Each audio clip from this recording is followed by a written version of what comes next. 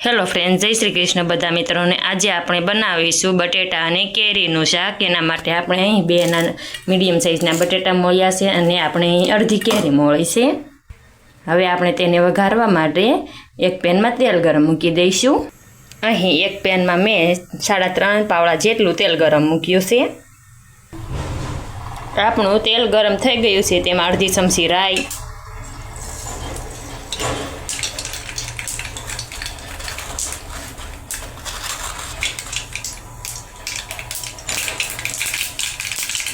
पाँच चमची जीरु,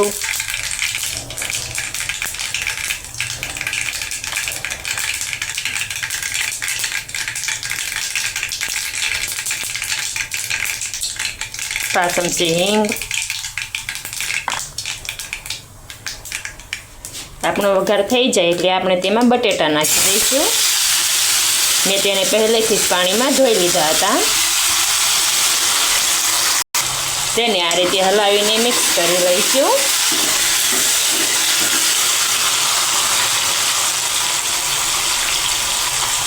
પાંચ ચમચી હળદર,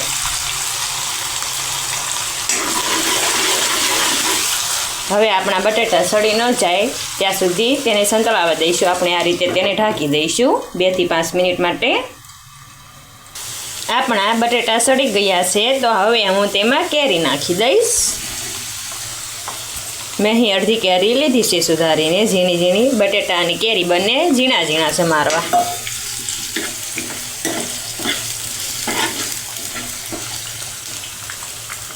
હું તેને મીડિયમ ગેસ પર સળવા દઈશ।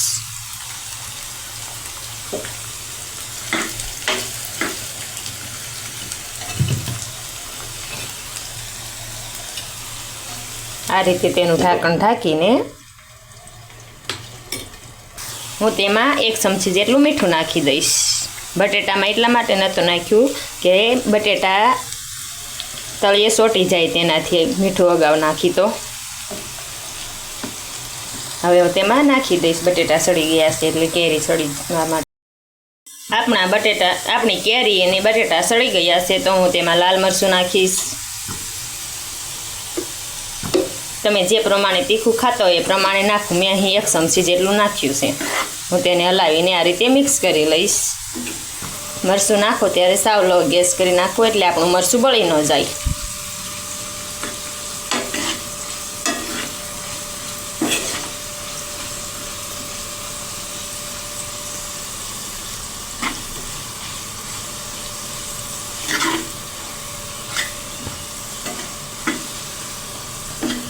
આપણું મરચું 1 થી 2 મિનિટ માટે પાકવા દઈશું।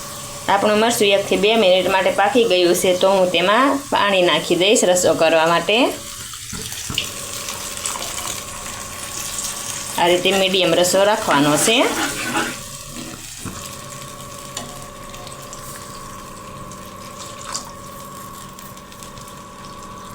હવે હું તેને પાકવા દઈશ સારી રીતે।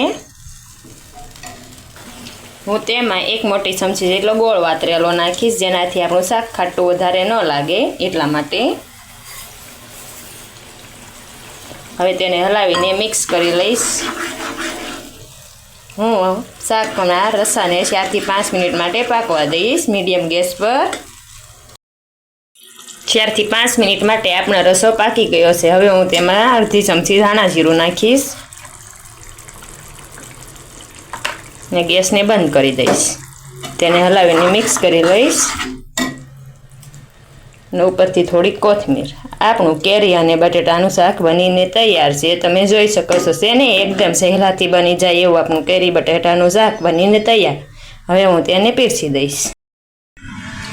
આપણું કેરી અને બટેટાનું શાક બનીને તૈયાર છે। આપણે આ રીતે એક વાટકામાં ભરી તેને પીરસી લીધું છે। આવી જ મારી અવનવી વાનગીઓ જોવા માટે મારી ચેનલ રસોઈનો કરી અને લાઇક, શેર અને સબસ્ક્રાઈબ કરી દો।